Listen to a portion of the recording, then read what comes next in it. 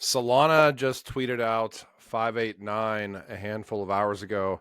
And before we, or before you, or before I look across Crypto X and YouTube at the infinite grift that normally happens on the back end of one of these things, we will maybe put this into context. We have a lot going on today, major stuff going out of the UK and the Financial Conduct Authority. Also have some pretty major stuff coming out of the European Commission that I think probably flew under the radar for most people that just came out at the end of last week, which should lead us to exactly where we're going. They're basically expanding out this EU regulatory package. Anyways, long story short, Solana 589. No, this is not a joke. This is what they posted. Now, I guess my thoughts on this are if you go back and look and put some stuff into context, end of this week, Solana Breakpoint in Abu Dhabi. Abu Dhabi also, there is kind of one of the biggest financial conferences out there this week, simultaneously running at the same time as Solana's Breakpoint. And if you go back even to, let's say, December 3rd, this is Luke Judge's. They said it couldn't be done. The XRP army going behind enemy lines. See you at Solana conference main stage 2026. So he is at Breakpoint. Now, for context, who this individual is, global partner success lead at RippleX and Ripple. There's definitely some integration stuff going on behind the scenes, or at least trials. Now, you're probably going to see lots of videos saying really stupid things about this having something to do directly with XRP, and, you know, good luck with those narratives. But at the end of the day, this is brilliant marketing in a nutshell. So, you know, their conference is at the tail end of this week. What better time to, you know, pull over eyes from one of the other biggest networks on the planet, XRPL, onto Solana Breakpoint. So shout out to the intern at that's running the Solana accounts here, because this is, you can go and they just kind of keep kicking the can down the road too. Why does this post have 67 million views, et cetera, et cetera? And I've seen, like, I think the main account, you know, responding to some of Brad Garlinghouse's posts as well. I don't necessarily agree with some of the comments under here. I know Vet, who I certainly think does a lot of good work in the XRPL, says cultural appropriation, which I don't know if I believe that. I just think this is good marketing. And I definitely think there's probably something going on behind the scenes with some sort of trials going on between RippleX and Solana. But I don't think that it's some sort of conspiracy thing.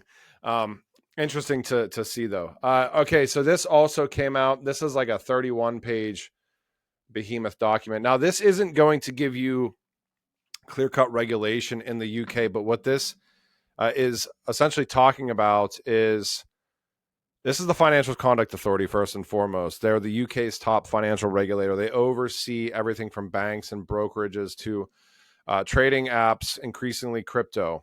When the FCA signals direction, the entire UK market usually follows. So they released a major discussion paper, and this is what this is, on how to rebalance risk for everyday investors. This isn't a crypto-specific document, but crypto is right at the center of this document, if that makes sense, and some of the issues that they're trying to solve. Big picture, the FCA thinks retail investing is changing too fast. Trading apps, fractional shares, tokenization, and crypto have made investing easier, but also riskier and more confusing for the average person. I mean, even those of us in crypto, you know how much stuff, you know how confusing things are, and you certainly have all of your, I've been here for a month, so I know how every system globally works, the ins and outs. I'm a professional now. Crypto is one of the main drivers of this document, though. They're talking about harmful outcomes on high engagement trading apps. The research showing that the worst retail returns often come from aggressive trading in crypto. Because of that, the FCA is exploring new risk-based regulatory model. Instead of regulating products one by one, they're talking about essentially anything that behaves like a speculative high volatility investment, including crypto, could fall under a unified set of protections and restrictions, essentially like basketing different products. They also want stronger rules around marketing, risk warnings, cooling off periods. Number one, 1000% they need to think that they, across the board on the entire planet, they need to get better at some of the disclosures that, there's so many people being paid asinine amounts of money to show certain things in crypto, and it's rarely disclosed. I know from this video, I try to do a good or this account, I try to do a good job when I can, or when I talk about stuff in like Hedera or Algorand or XDC or one of the networks that we're involved in, not even from this channel, because this channel has no paid sponsorships, but out of Genfinity, if I'm like crossing the line, I try to even disclose that. But you just see a lot of crazy stuff in crypto for those of us that have been here for a while.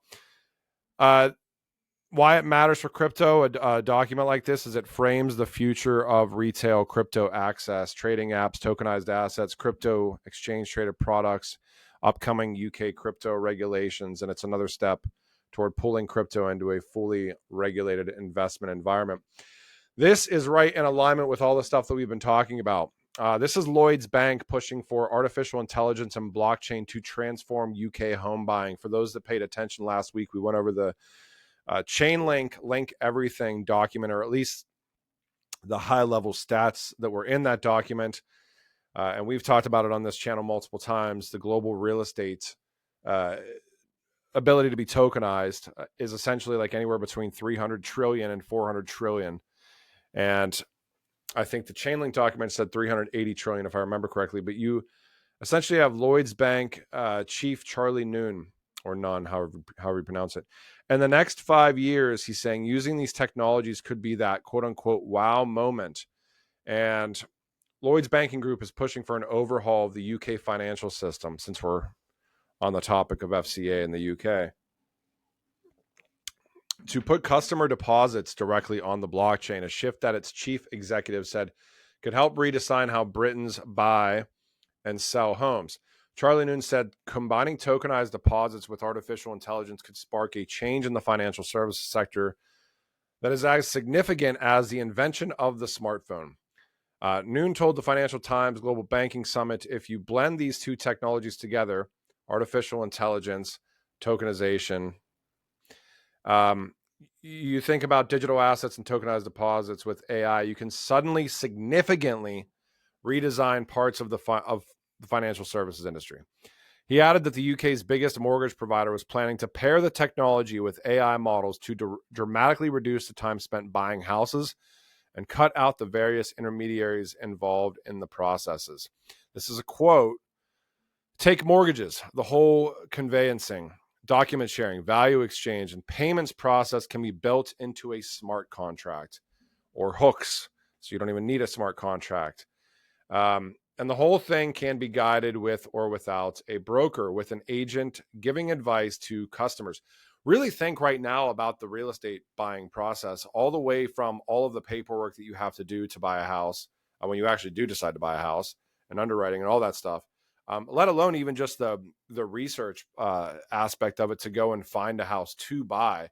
How do you even trust half of the stuff that you see about what's been updated on a home? This is why inspections are so crucial, but often people have a decent inspection and still get into a money pit with a house. I mean, all of this stuff is going to be represented on chain, my opinion, eventually, including updates to a house, what's went into all these, what's went into different properties, et cetera, et cetera. You can redesign buying and selling homes completely with these two technologies. Anyways, pretty massive there. Lloyds Bank pushing for AI and blockchain. This is the Lloyds Bank CEO. All right, let me see if I can play a little clip for you, because I did an interview with Andre Casterman, former head of corporate and trade markets at Swift, and a leading figure in trade finance tokenization through the International Trade and Forfeiting Association, and obviously a big advocate of the XDC network. Not financial advice, full disclaimer or disclosure, Genfinity has a media relationship with the XDC Foundation, but it's a really good clip because we talk about Swift all the time. And Arushi Goel, former Chainalysis policy lead and former digital currency lead at the World Economic Forum. Let me see if I can find this, because I just had it. Now I lost my place, but we will see what we can do here. Anyway, so this is essentially getting into Swift's ability to compete, because as we know, Swift just recently announced a essentially blockchain ledger. And here we go here. Let me share screen. He has a really interesting viewpoint. So, all right, bam, bam, bam. Let me find it. All right. All right, we're good. Yeah, no, it's a very interesting announcement because of the entity, of course, releasing that piece of news. Now, the reason why I left Swift in 2015 is because I thought the bankers wanted Swift to be stuck in this financial messaging, which is a 1970s use case, and I thought there is more to be done by a huge platform like Swift, dominant in the sector, than just exchanging messages securely. But I thought this mindset will never change. Now it might be changing. 10 years later, at 2025, we see finally Swift going up the value chain, moving from messaging to using indeed a blockchain-based ledger for transactions, possibly for settlement. Now, as I have done at Swift 25 years ago, I was introducing new capabilities, new products to financial institutions, to the Swift owners, the shareholders, the banks, and it takes time. It's even when you're Swift, it's a huge risk to introduce a new capability. So I wish them well.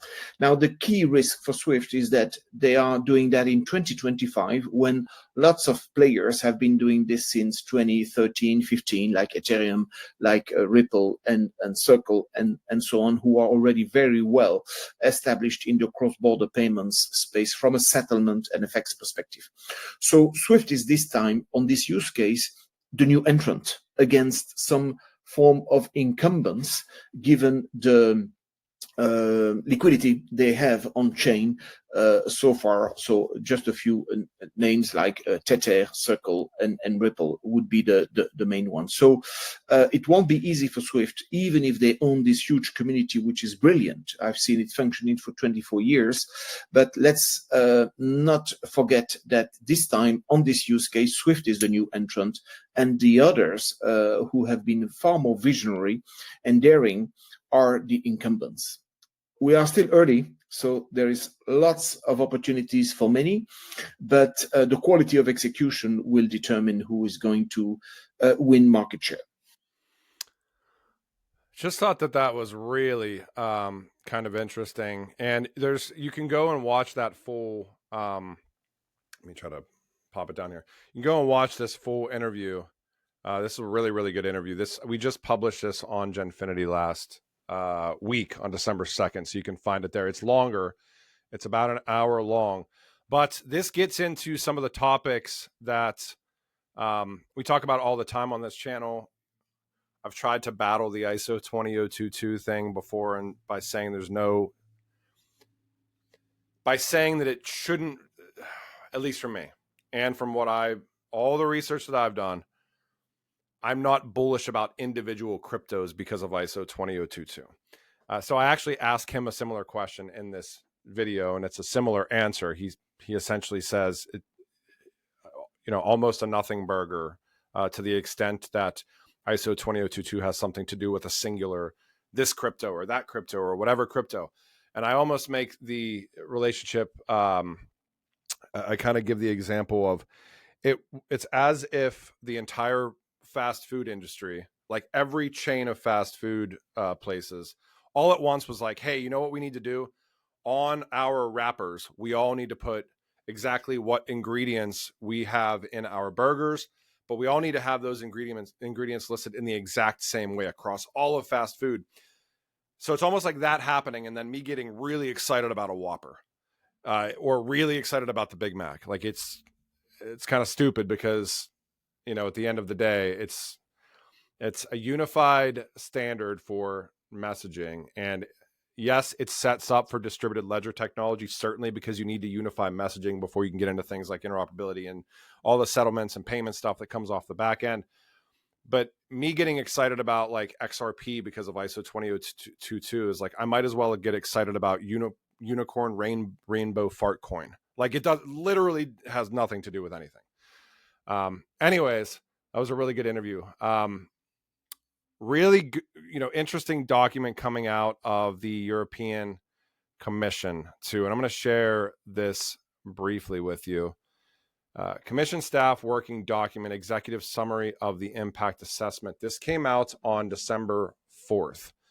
Now, again, you're kind of getting into dry land here, but I'm going to go through just kind of the cliff notes. This initiative, it's a major this is a major European Union regulatory package aimed at integrating capital markets, digital capital markets across Europe. This is essentially this DLT pilot regime in a nutshell. Initially, updated rules around trading, post-trading, settlement, asset management, DLT, and crypto service providers. It's essentially the next phase of MiCA or MiCA, however you pronounce it, markets and crypto assets in the EU, plus DLT market infrastructure reform.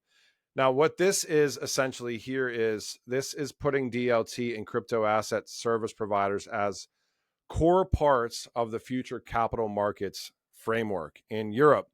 This means that tokenization, settlement on distributed ledger technology, and crypto market infrastructure, all the crazy conspiracy stuff that we've talked about for a handful of years, aren't too crazy anymore because they're now being recognized as essential components of the European Union's capital markets.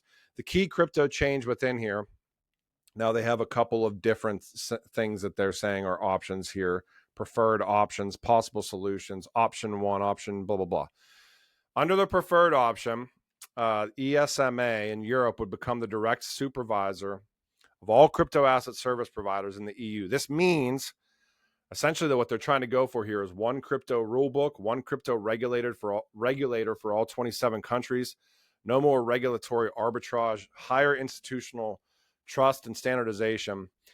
This would be essentially the enforcement architecture for markets and crypto assets, or MiCA, at full scale. Major DLT benefits within this: the EU is going to expand, or is shooting to expand, this DLT pilot regime, meaning larger scale, more asset types, fewer regulatory restrictions. Distributed ledger technology, trading, and settlement can operate more like real exchanges that are currently out there in the wild. I think they upped the cap, or they're trying to up the cap on how much can be kind of managed here.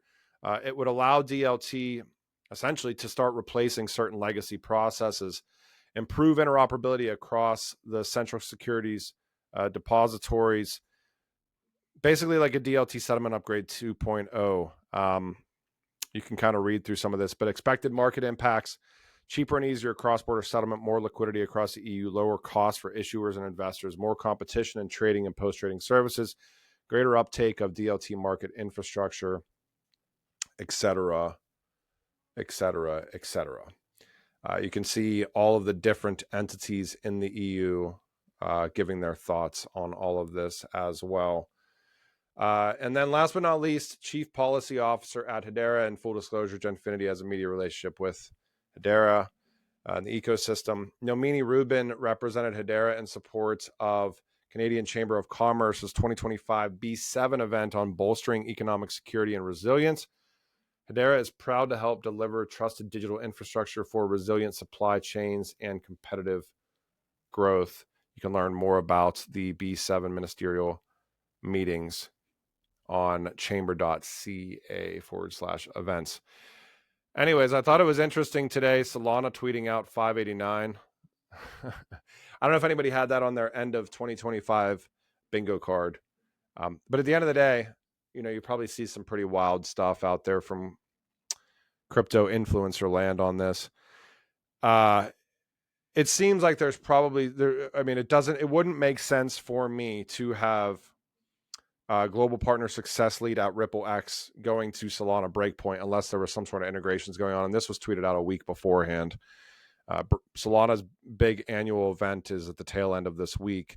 So in a nutshell, for me, I think that the 589 post from Solana is just an absolute exercise in genius marketing, that they now have an entire ecosystem of XRP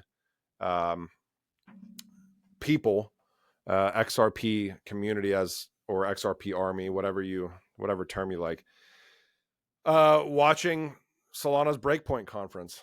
which it's like, okay, take note if you're one of these like marketers across crypto, because that's probably one of the ways to do it, is like understand how the community thinks and kind of go after it. So also, obviously the Lloyds banking real estate tokenization is absolutely massive. That's literally like a $300 to $400 trillion asset class that's really hasn't been, not even really, like literally hasn't even been disrupted yet at kind of a measurable level. You're maybe getting into like the low billions to, you're definitely not even probably tens of billions yet, because of the legislation around tokenization, the regulation around kind of real estate that needs to be in place.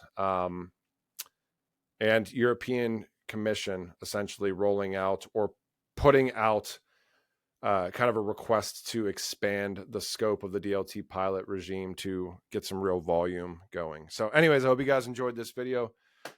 Check out that Andre Casterman interview on Genfinity, and I will talk to you guys when I talk to you. Have a great week. I know it's kind of cold outside. Holidays are starting to get close, so I hope everybody stays safe, and if you're in an area that gets cold, stays warm. So I'll talk to you when I talk to you. Thanks. Bye.